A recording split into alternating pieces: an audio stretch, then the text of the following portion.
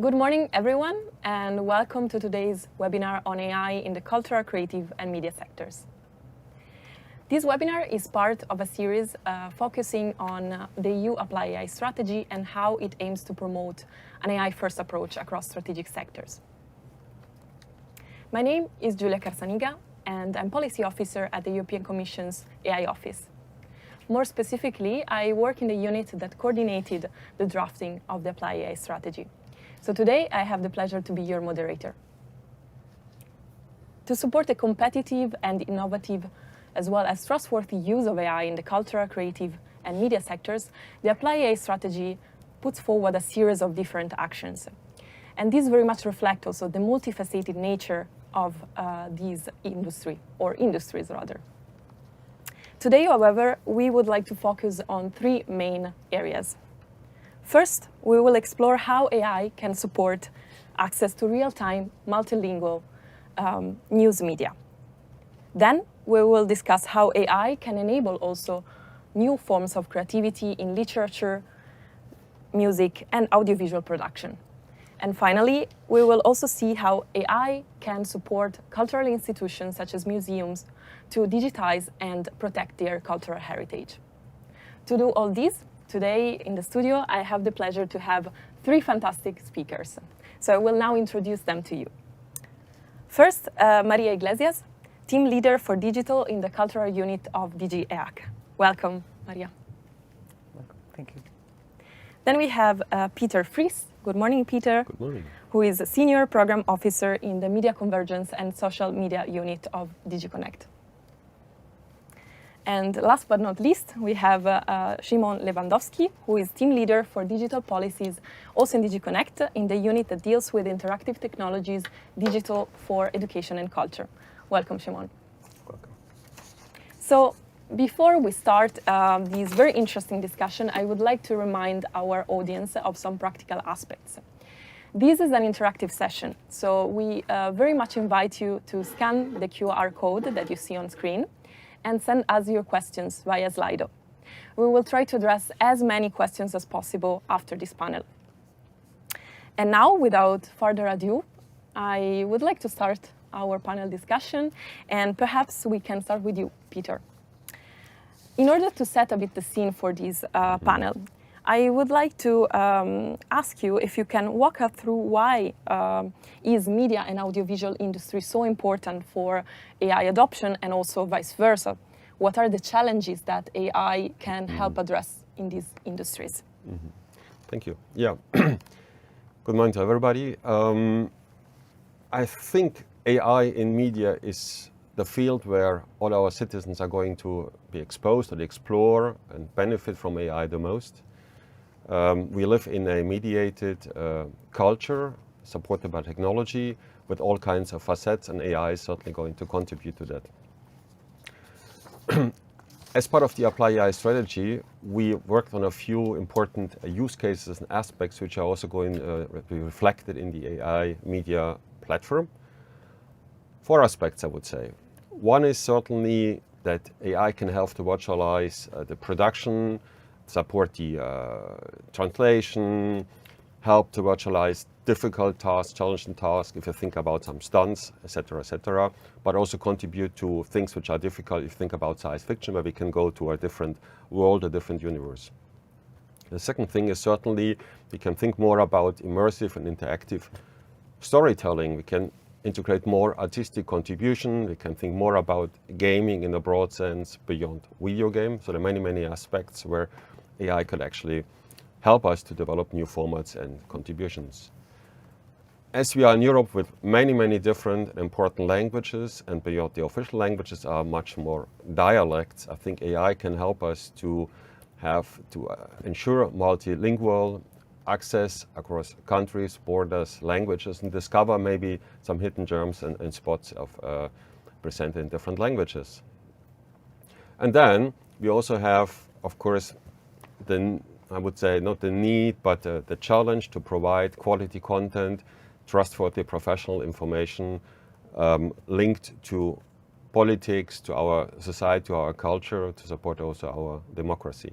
And I think those aspects are all are assembled in as practical cases, practical fields of applications, of testing in the Apply AI strategy, and they will basically be tried to executed by the AI media flagship. Thank you very much, Peter. And in fact, I would like to ask you a follow-up question on this particular flagship that the Apply AI strategy mentions. So this pan-European platform for granting access to European news real-time and in a multilingual format. Where do we stand with the implementation of this ambitious initiative? So indeed, the initiative is ambitious, and I think we all in Europe are learning by doing. So we have a stepwise approach. We're going to say a word in a minute. I think what is important, if we think about a platform, we are more thinking about a set of AI-based capabilities in all kinds of cultural production, distribution, enjoyment, and accessible to all kinds of players, be the small one and the bigger ones, new players. So to see that these different components can be developed and help many players in the field in Europe. And of course, this also should help that in Europe we try to use and to foster our European AI capabilities. Where do we stand? We just concluded a prototype project. The name is Mosaic, where the focus was to benefit from archived content and finding this content across multiple languages, generating the metadata, seeing how this can be also used for audience experiences, different formats, text, voice, video, and that was quite successful. We now conclude the evaluation of a follow-up project, which is going to be larger, and this project is supposed to start soon. There we want to be a bit more, I would say, challenging in the way that we try to address many languages in Europe. We want to have more immersive experience. We want to make sure that trust or quality content is built in by design. And we also want that a coordination group or a federation of actors in the field is going to be set up by this project. In parallel, we are working on a bridging action for the coming years. We would even go more into the innovative aspect, still maintaining quality, trust, facilitating infrastructure components, thinking also about aspects, for example, like more immersive gaming, connection to social media, some sort of individual collective AI companies, etc. So those are the activities, and then of course we're looking forward to the next multi-annual financial framework, where we're hopefully going to present more support for innovation, take-up and infrastructure. Thank you, Peter. Indeed, sounds very exciting, so I look forward to see how this will develop. Okay, so now perhaps I can turn to you, Maria. So Peter mentioned how such a platform can increase the availability of news media online in Europe. So how important do you see the increase also of access to online European music and literature content? Many thanks, Julia. Thank you, Peter. Very important, I would say, and very important because, in fact, as Peter said, in Europe we have an extraordinary richness of content.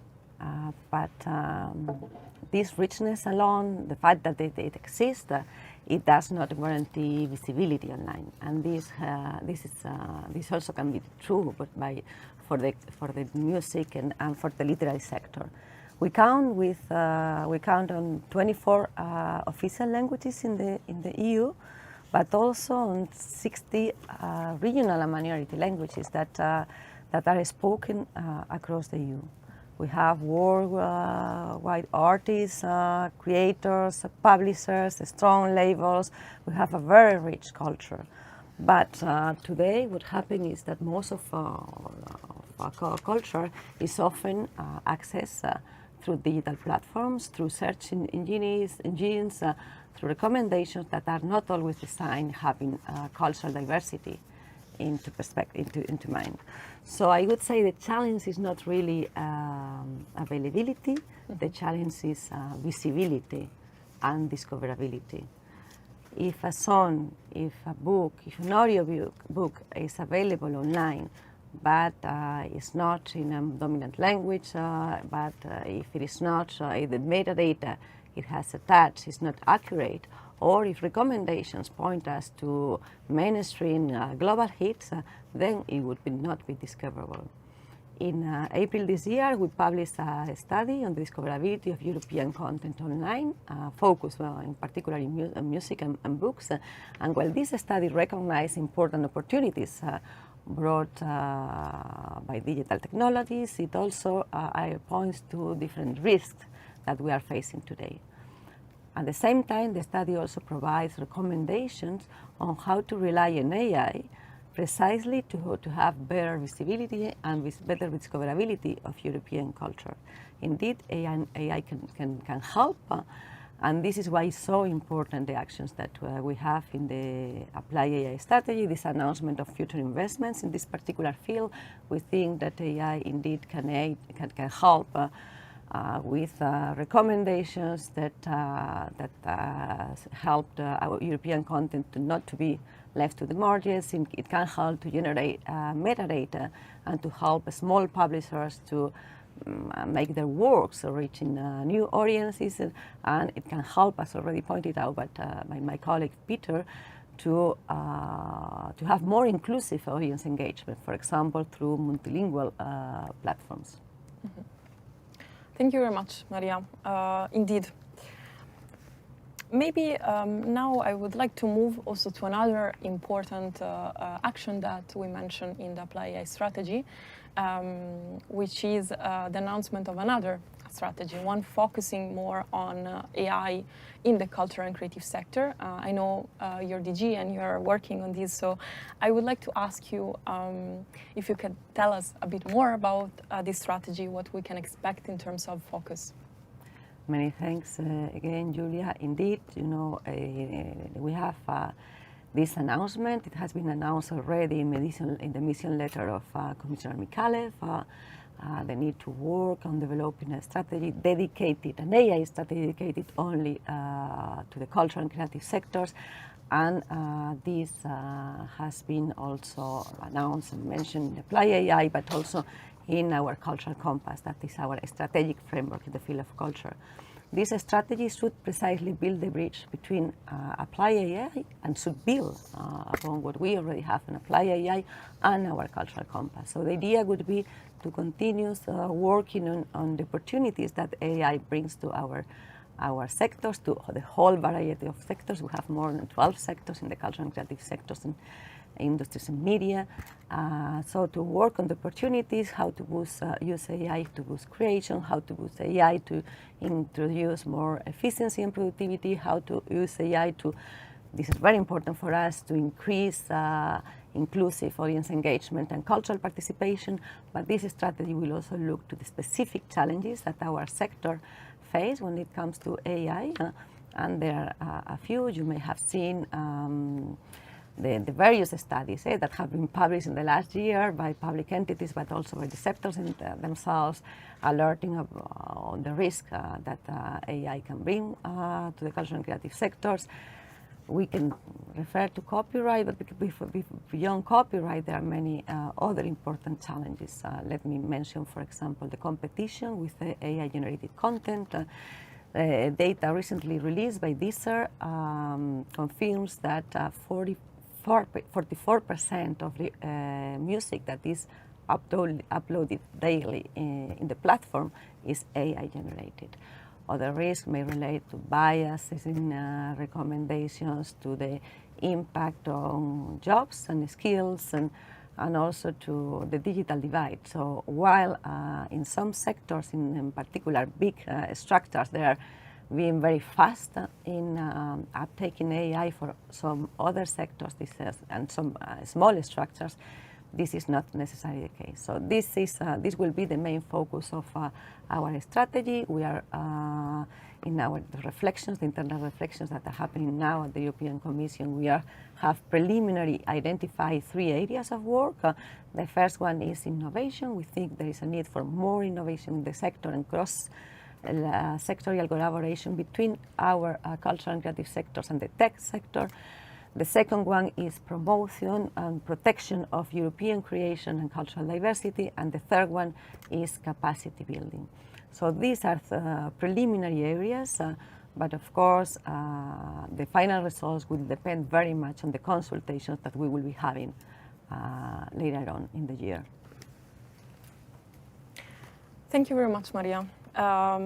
I think it's a great initiative, and I cannot agree more also on the need of consulting our stakeholders for these. As you know, the Apply AI strategy is also very much a bottom-up exercise for us. So we have been consulting stakeholders through stakeholders dialogues, and we will continue this. So very much looking forward to these follow-up as well.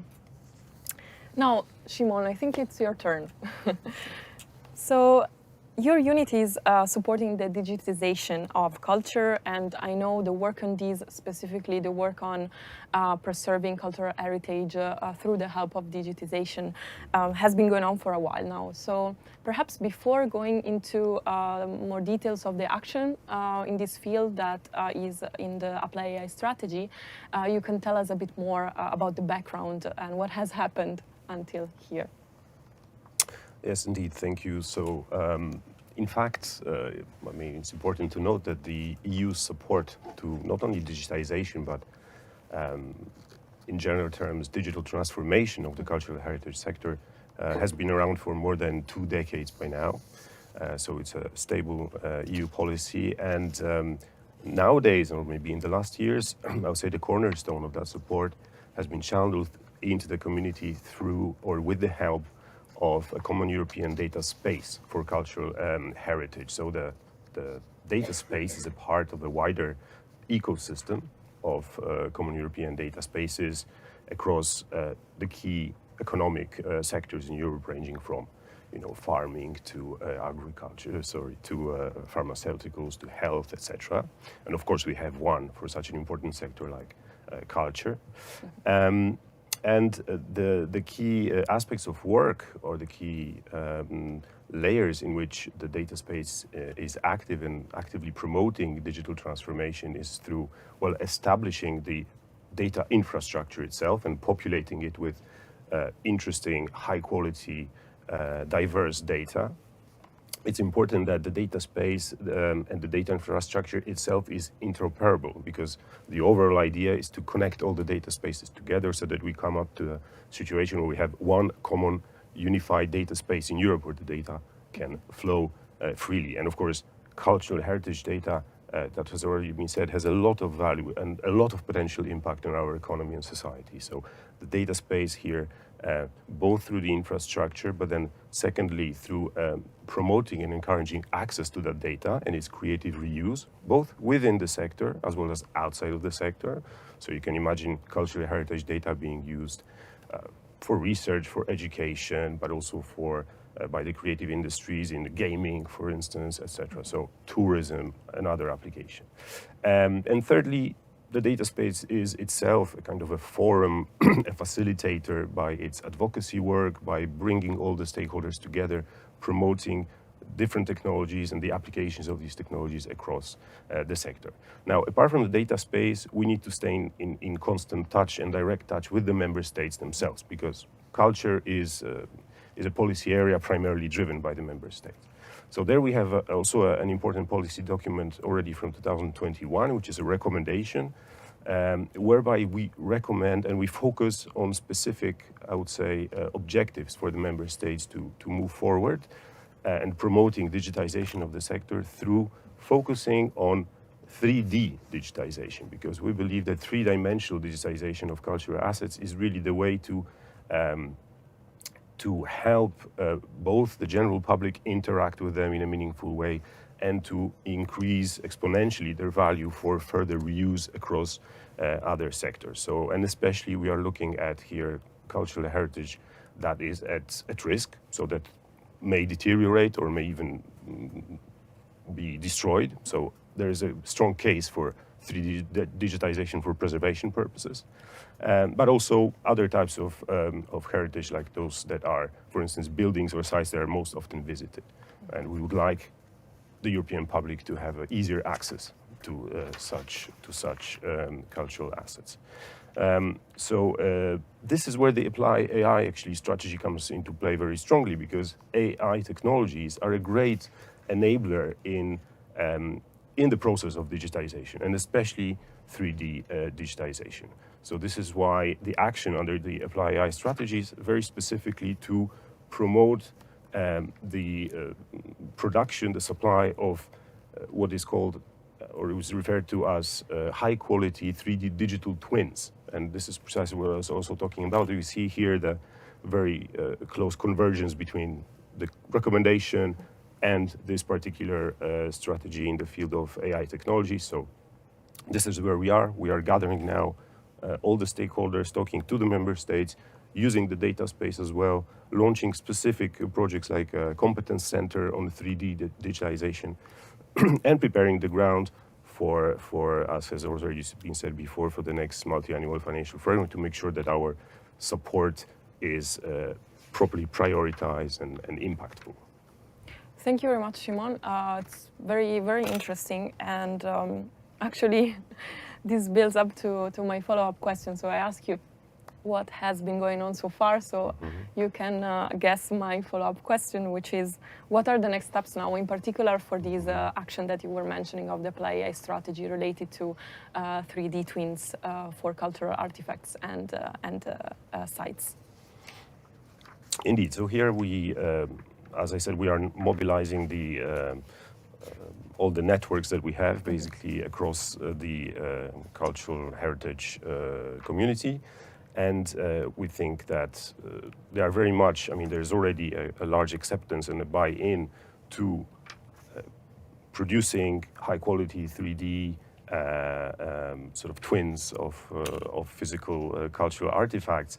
And there's a, eagerness to adopt AI across the sector. But at the same time, we see a need to somehow reflect and maybe identify the way ahead by looking at certain challenges that come with AI. So, of course, AI is a great enabler, I already mentioned that, but there are some areas in which we need to get to some sort of an understanding and a common position by the cultural heritage community to look at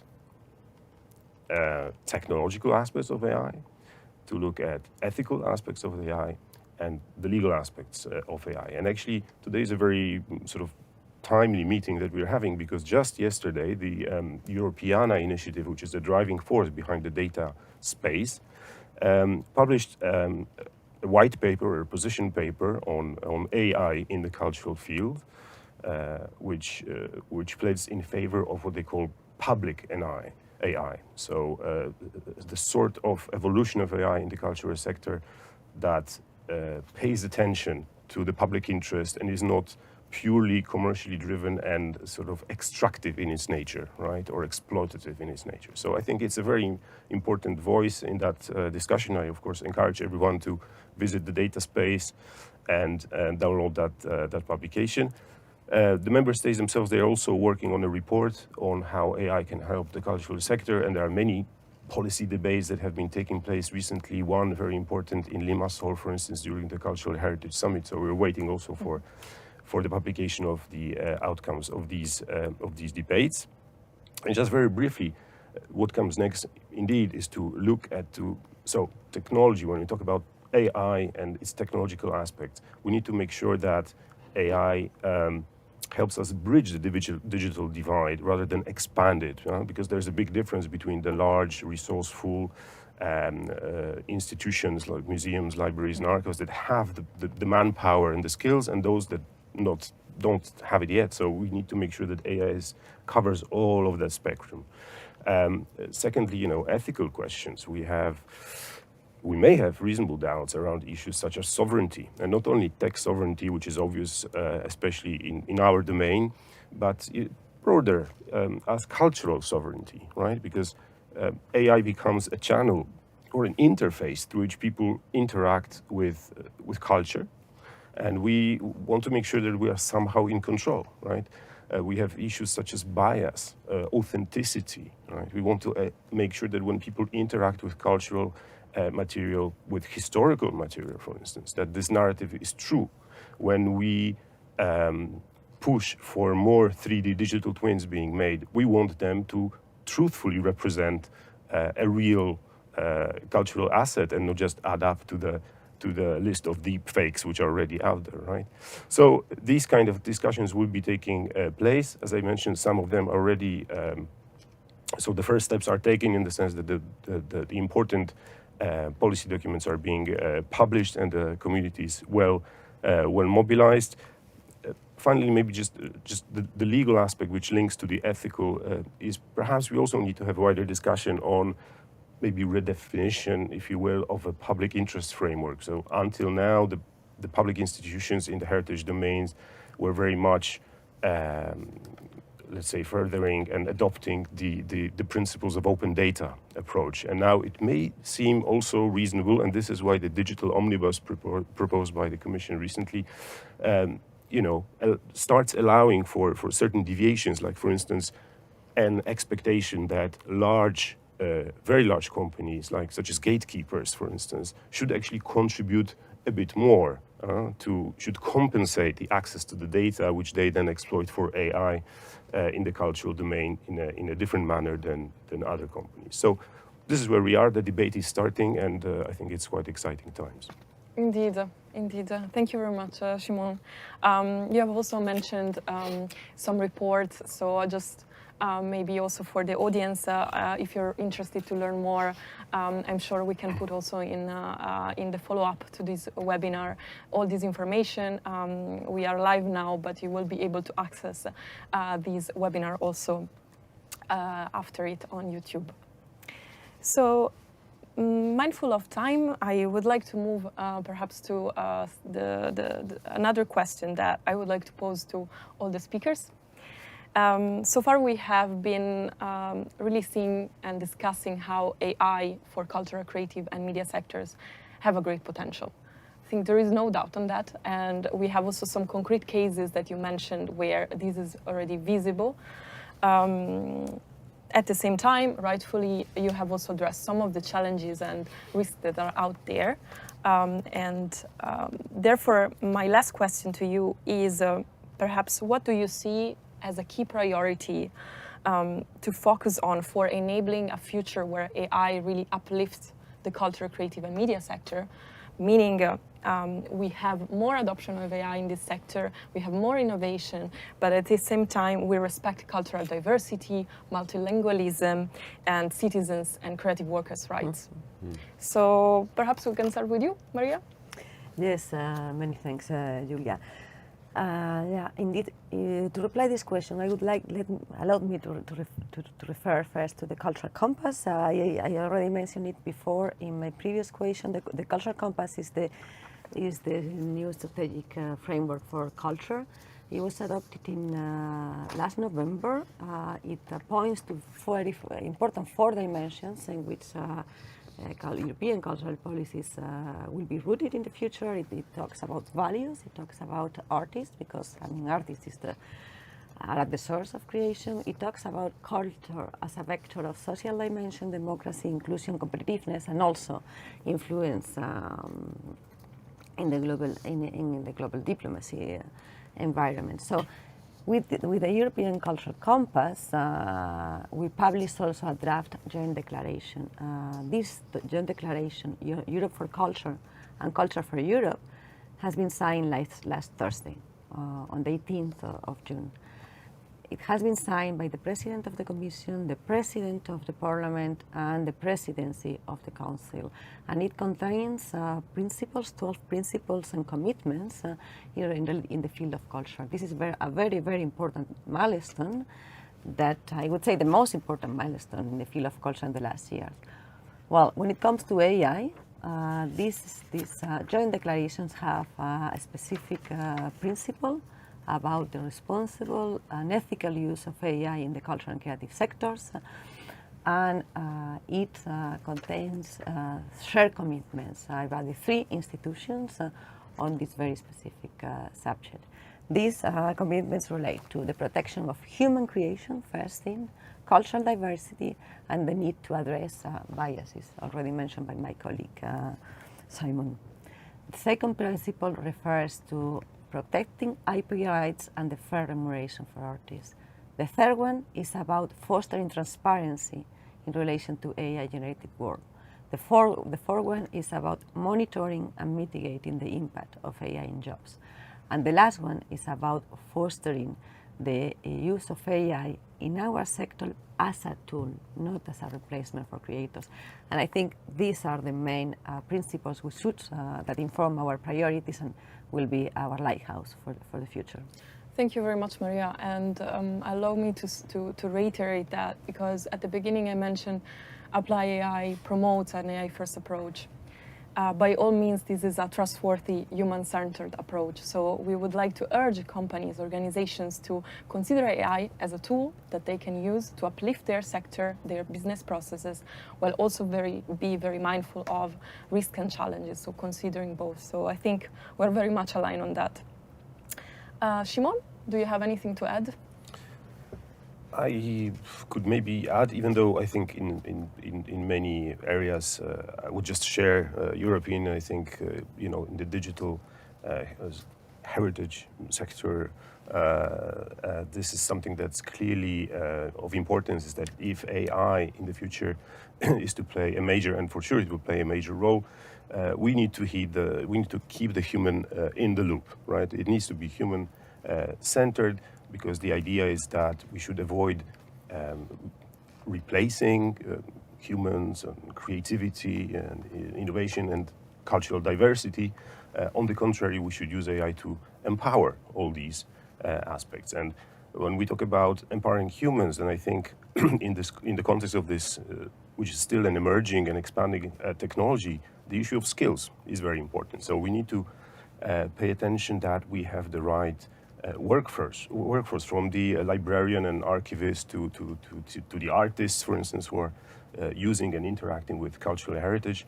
We need to make sure that they have the right competences and awareness to use AI in a trusted and reliable manner. So here we are already doing a lot actually under the Digital Decade Policy Program, which already put forward certain objectives in terms of the number of ICT specialists, for instance, that we should have. So make sure that we have the right workforce to deal with digital technologies. And I think the same for sure is true for the cultural and creative sector. We are just about to launch a number of what we call digital skills academies in various technological priority domains, including AI. So I'm quite confident that over time they will also develop their own specific tailored approaches and curricula to deal with the specific challenges of AI in the cultural sector. So this is something that we have to keep in mind. We need to put the human in the loop, or even at the center of this AI transition. Then secondly, I think when we introduce AI into the cultural heritage sector, we need to pay due attention to inclusivity, to sustainability, and to make sure that we retain the diversity of Europe's heritage. And that means also the smallest languages and the smallest cultures, because there's always a risk that with big AI tools which are based on some languages only, for instance, that all the diversity will be gradually lost or sidelined. So this is something that I think we have to keep in mind. This will also help actually public wider acceptance for AI in the cultural field. We have really good examples already, for instance, with European Digital Infrastructure Consortia, like one of them, which is specifically dealing with language technology. So ALT-EDIC is the name of that EDIC, and they do actually promote the use of language models which are based on European languages in an open manner, openly accessible, and are developed in a collaborative way. So we hope that these kind of activities are and we think that this is actually going to be needed in the coming years. So that's how I see the future, relying more on that sort of initiatives. And finally, we already have a good, I think, a stable legal framework, but we may need additional clarification, additional guidance, and additional discussion on some of the topics that I've already outlined before, like compensation, openness, accessibility, there may be an impact of AI on how this is modeled and how this should take place now in the AI age. So yeah, balanced approach, human-centered, and keep the variety of Europe's culture intact. Thank you very much, Shimon. I cannot agree more. You know, I'm also involved on some initiatives related to iSkills. So also the iSkills Academy, for instance, I think this is a very important topic. The upskilling and reskilling of our workforce across sectors is also a key priority of the Apply AI strategy. And in fact, there are some actions related to that in the communication if our audience is curious to have a look. You also mentioned languages, so perhaps Peter, you also have something to add to these or to other priorities you would like to stress. Yeah, thank you. Of course, languages is super important if you think about the European AI media platform, which is multilingual. There is the European media data space, there's the European language data space. They both play an important role. I think we are all on a journey. We are going to start to use AI more and more in the cultural creative sector. We don't know yet what's coming out in terms of the creation of the challenges of what you really can do. We're going to have more avatars, we're going to have artificial worlds, but I think one key element is trust. Regardless what we're seeing, regardless what we're doing, if we have fun, that we know there is a human in the loop and we can trust the information, we can trust the quality, and we can anticipate or assume there are human values behind and fair treatment. It has already been said, I think in the media audiovisual sector, skills is super important. Skills for the media professional, for the smaller players, but also it's an element of democratization. It can also enable other players, newcomers, having different ideas, to be part of the cultural sector, to enter the production and to come up with new ideas by using AI. So I think skills also means here not only let's skill up people, but also say, let's think about other contributors to the cultural and creative sector and production. And maybe the last point is not using AI for the sake of automation. I think if we do so, we will flatten our culture and yet we will flatten our quality of life. So I think AI where it makes sense, AI of course there can be interesting business cases, but if it's the ultimate goal, we're ending up with a flat culture, and that's I think we don't want in Europe. Thank you very much, Peter. Indeed, I think this is also very much aligned with AI first principles, so considering benefits and challenges to make the most out of these technologies. Okay, so considering the time, I think we can move on to questions from the audience. So I have been receiving some of these questions from our colleagues behind the scenes. So maybe we can start with a question for you, Maria. So you mentioned the strategy of AI in the cultural and creative sector. Can you, when it is due, and how can stakeholders contribute to shaping this strategy? Very good point. Thank you. The strategy is announced for the first quarter of next year, 2027. So as I mentioned before, we are still in a commission internal reflection, but we will for sure launch a consultation process. We hope already early this summer, before the break. And for this, we will have different means or different ways you can as the audience can contribute. The first one is that we will publish a call for evidence in the European Commission Have to Say portal.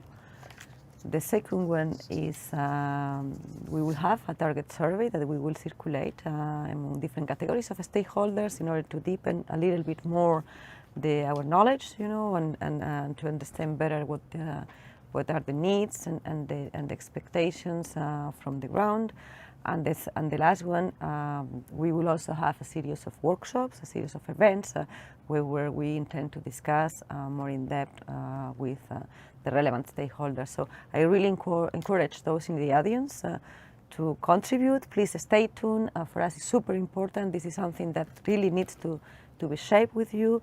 And yeah, we look forward to working on this together.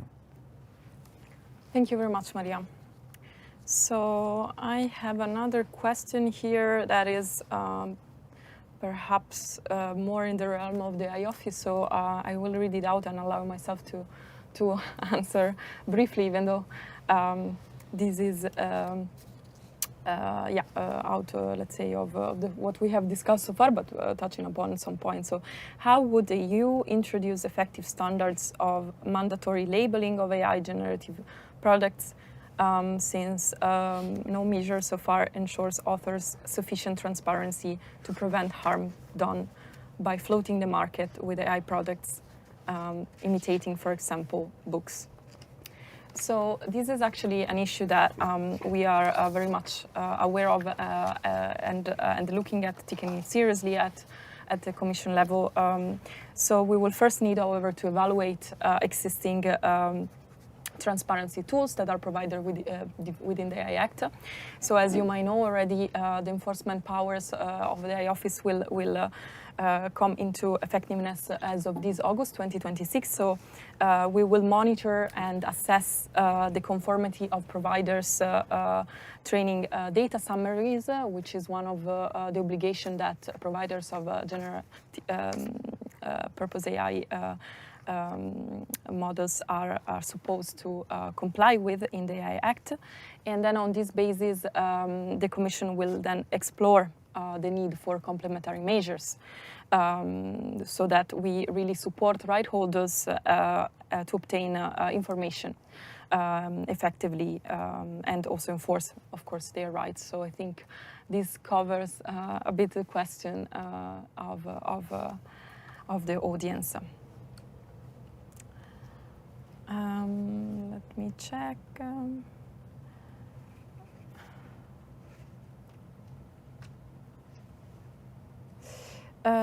So I think another question is how many, many push back on the AI use in creative industries, while others are embracing it as a tool. But the latter face uncertainty about copyright and lack of general understanding from others on the use of AI. What can be done to support them better? I also allow myself to take this question because it relates again to an action also of the Apply AI strategy that we have not explored because of time today, but actually, under the Apply AI strategy, the Commission is launching a targeted study to explore the legal challenges and the technological safeguards to mitigate and avoid the risks related to copyright infringing AI-generated output. Besides that, or rather, this action is something that comes, of course, within a wider context that I guess many of in the audience already know about. So we have quite a solid legal framework regarding these, which is made up by the AI Act, as I was mentioning, but also the text and data mining exceptions in the digital single market directive. Besides these, I would like to mention also that there is a study ongoing on the feasibility of a registry of opt-outs, namely under this text and data mining exception of the DST directive, and also we are launching a study that supports rather the assessment of the rules in the directive on copyright and the digital single market, which include this exception that I was mentioning. So I think this should cover more or less your question. Let me see if something else has come. Yes, indeed, we can turn to you, Peter. I think this is more for you. How, so AI can help European media content travel better across borders and languages. What would success look like in practice for citizens? So, for example, how could a pan-European AI-powered media platform change the way people are discovering trusted news and public interest content? Okay. Yeah, I guess there are several possibilities how this could happen. I think we all live already in a world where we have a lot of information, we have too much information, too many possibilities, we have social media, we have web platforms, we have all kinds of entertainment. So actually our day is already full. But there is a growing tendency that although people are a lot on social media, using a lot of media, consuming media, there is a growing insatisfaction. And it's often about, oh, I was just following and I realized I lost my time, or the information I finally realize is wrong, or it's at the end not what I wanted, I was just trapped in, etc., etc. I think what could be the success is that we discover things we were not aware. For example, some interesting news on culture, on political event, or for example, it comes to tourism from a country where I'm traveling the first time in Europe. So this could be new, right? The other point is, of course, if you think beyond news, we could also say if it comes to a video game, there could be interesting cultural aspects built in, and in a way also maybe make history more interesting, or instead of inventing fictional characters which have nothing to do with European culture, we could have characters which actually link back to us and are part of our cultural lineage and heritage, but are also made available in a format which speaks maybe to younger audiences. So this would just be two examples how this content could be traveled. There are numerous examples. There's another interesting approach which is called liquid content, that basically you would make your own playlist, we would make our own playlist about content we want to see, right? And of course then, if we discover hidden terms, content in different languages, we could actually have a very interesting portfolio, potpourri we would see and watch as media and enjoy alone or together. So there are, I think, quite a number of good examples. Super. Thank you very much. Okay, so I have another question for Shimon. What is a technology development that you're most excited about, and how will it impact the sector, the media sector, or maybe perhaps for you rather the cultural heritage angle, if you want to ask, or if anyone else also wants to chip in. Actually, now I see it's broader than just you. I don't think there's anything very, very specific, but in general, I would say that the way AI impacts on the cultural heritage sector, for instance, is, and what has already been said, is actually potentially democratizing it to a large extent, because what AI is doing is helping with all those laborious, time-consuming, and also technically complex tasks. And while we're in the realm of the data space, then things like data acquisition, data analytics, but also the creation of metadata or paradata, so the data about how certain elements, for instance, have been digitized. This is a great help, because it also allows all these small institutions and bodies to actually tap into the digital transformation properly, whereas before it may have been there's been a skills issue, a resources issue, and so forth. So I think this is really exciting, also because in fact it feeds the whole loop in the sense that cultural heritage data, because they have always been curated by institutions, librarians and archivists and so on, they are extremely valuable for the creation and development of AI models, because you can extract a lot of knowledge and interrelations and contextual information from them. So of course, the better, the higher quality the data itself have, the better AI models will be able to, for instance, produce in Europe. And AI helps, let's say, in both ends, creating that virtuous loop. So I think for me, it's quite exciting. I'm really looking forward to see how this develops further. Yeah, sure, yeah, if I may complement and provide other examples, there are particularly two that I'm I really like them a lot. The first one is in the field of AI combined with human brain and computer interaction. So AI is being used, for example, to help artists with sclerosis to continue engaging in their creative practice in the field of dance, in the performing arts, in writing, in painting. So I think this is a very, very, very important application field. And the other one, also linked to cultural heritage, is the use of AI for cultural heritage restoration. We have, for example, an Horizon Europe project that has finished, but they were using AI in order to reconstruct Pompeii frescoes. So being able of analyzing those hundreds, thousands of pieces that are on the ground and helping, you know, this was a combination of AI and robotics, helping to reconstruct what was done in the past. So these are other good examples. Yeah, absolutely. Peter, you want to add?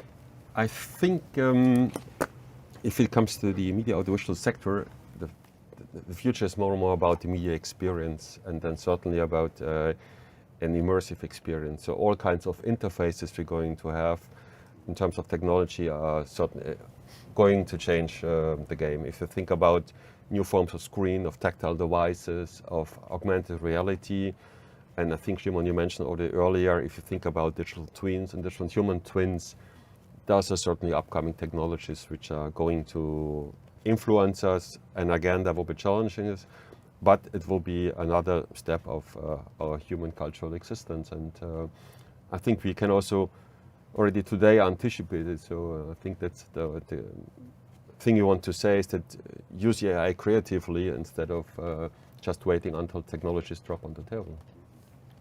Thank you. Absolutely. I see that we don't have further questions. And mindful of time, perhaps I can ask you final last question from my side before going to concluding remarks. So what is one thing perhaps that you would like now the audience to walk away with from the discussion of today? Just in a few words, maybe each of you. We go back in order, so Peter, you can start if you want. I think we are at an interesting step towards the upcoming EU multilingual and media platform. It's a flagship where we are going to have a number of initiatives from, I think, the innovation up to the infrastructure and the deployment. I would invite the audience that we take this as an opportunity, first of all, that we can, I think, now really ensure European coherence. We can translate the languages. We can really go beyond borders and boundaries. We can escape our bubbles. So it's a possibility, and we should not forget to work or just to encourage more and more of an European integration and exchange, which has always been at the heart of the European project. And the second thing I would say is that we use AI to enrich our content, maybe not to produce more, and certainly not use AI to flatten our content. Thank you, Peter. Maria? Yeah, from our side, I would say first thing is not AI for the sake of AI. So this is not something that interests us. I would say AI serving culture. This is very important. Our cultural values and our cultural diversity, digital cultural sovereignty. This was mentioned by Peter before, and I think this is a concept that is getting more and more attention. This is very important. And then please help us. We need to shape this strategy in the forthcoming year. You know, in the next months to come. So stay tuned and please contribute to the consultations that will be open from early summer. Thank you, Maria. Shimon? I mean, for me, probably it would be that the key sort of takeaways or the key messages I'd like to focus on is that AI is no doubt a great enabler in the cultural heritage sector. It's going to make it much easier for us to access digital heritage and interact with it and expand it beyond and expose it also beyond Europe to others. And the 3D digitization and AI here go hand in hand, really. So that's a great development that we've reached that stage of technological progress. But at the same time, I think it's also useful sometimes to kind of take a slightly different look at the issue and, for instance, again, a bit representing the community with whom we are very closely in touch, we could say let's also look at not only AI for culture, so how AI technologies can influence and help the cultural sector, but how can culture influence and help AI? So what is that the cultural sector, with our active participation of citizens and professionals, how to make sure what is the kind of future AI in the sector that we want to see, and let's sort of mobilize this community to be active, and to be active also in the other fora, other strategies, other initiatives we heard. Just don't be neutral bystanders. Speak out. Thank you very much, Shimon, and thank you very much to all the speakers. I think the message is quite clear. We started saying this is a webinar about AI in the cultural, creative, and media sectors, but it's actually also the other way around. It's for culture and media for AI. So this is quite a strong message, I think. So before thanking again the speakers and thanking the audience for their engagement, I would like just to remind our audience of the next appointments that we will have. So after the summer break, we will have another Apply AI dedicated webinar on AI in public administration that will happen in September. So stay tuned for that. You will see all information on our webpage. And shortly after that, we will have our first edition of the European AI Innovation Month, which is more or less 4 weeks dedicated to really celebrating AI innovation across sectors, but also across different topics in Europe. And this will be done through 3 flagship summits and several events online and on-site across Europe, organized by different European companies. So if you want to know more, you can scan the QR code that you see on the slide. I would like also to stress perhaps the end of this month will be on the 17th of November with the Apply AI Summit that will happen in Brussels and online. And this will be very much an occasion for us also to take stock of all the initiatives of the Apply AI strategy, including the one related to cultural, creative, and media sectors, and really continue also the dialogue with stakeholders that we have started with Apply AI strategy. So this is about also the next steps for this very important mission that we have started together with you.